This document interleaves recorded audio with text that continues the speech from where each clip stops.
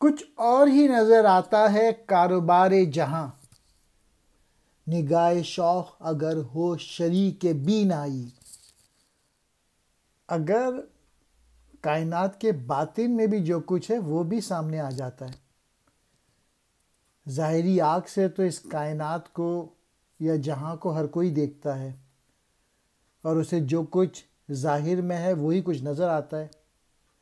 اگر ظاہری نظر میں عشق کی نظر کو بھی شامل کر لیا جائے تو پھر جہاں کا کاروبار کچھ اور ہی نظر آتا ہے۔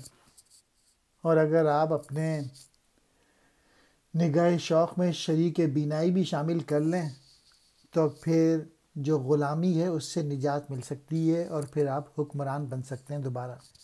کاروبار جہاں، جہاں کا معاملہ۔ بینائی کہتے ہیں بصیرت کو، محکوم کہتے ہیں غلام کو۔